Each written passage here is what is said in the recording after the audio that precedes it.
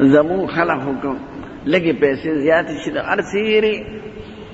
د جنت او دوزخ او مرګ ته دې ته د ملیانو خبرې وای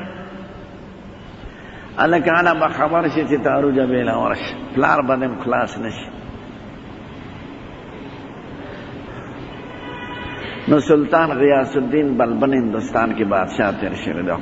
دا پخوانی مسلمانان بادشاہ دا ټول اولیاء الله دا غي شکلونه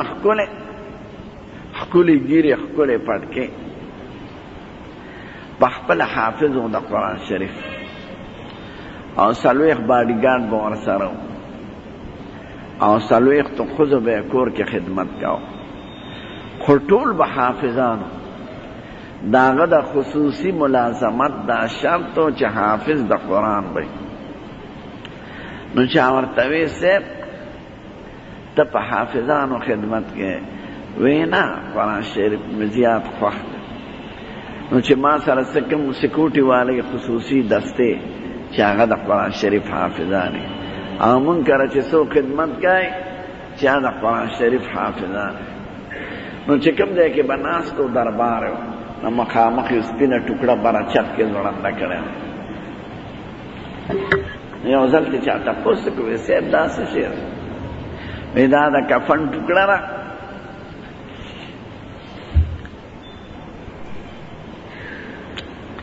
ځکه چې زه د بادشاه په دې دغه کې غرور کې په نشه کې نو کله رانه مرګ یې شي نو چې داسې ګورم ناڅاپه مې په دې کپړه نظر راشي نو زه یم چې ګورې اخري دې دغه ځای دی نو هغه نشه رانه اوسي قسم دې که چاته مرګ یادې دی به تکبر ونه کړي ټیک ته انسان نه کمزوری راځي خو خدای به توفیق ته توبې نو توبه به نصیب کیږي نیک عملونو ته به توجه پیدا کیږي او جنگ جګړې به کمیږي دا د دین مسله ده چې سړی د شپې سملی نو بړستنه کې یا په صادر کې چې مخ پټ کا نو سوچ کوي چې دغه شان به یو ورځ زه پټ نه یم د مرګ د خوب مثال خو د مرګ دی خدای دې خوب ته مرګ ویلی دی په څلېرویشتمه پاره کې خدای پاک وایي الله يتوفى الانفس حين موتها والتي لم تمت في منامها فيمسك التي قضى عليها الموت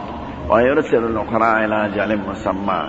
ان في ذلك لآيات لقوم يتفكرون خدای وایي زه د خوب وخت کې ارواح والم نو چې د چا نیټه پوره وي هغه خو خوب کې پاتې شي او چې چا نیټه پوره ني نو روح ورته واپس ورکړم نو د روح دوه حصې وي یو دا چې په هغې ساه لي یو هغه حصه ده چې په هغې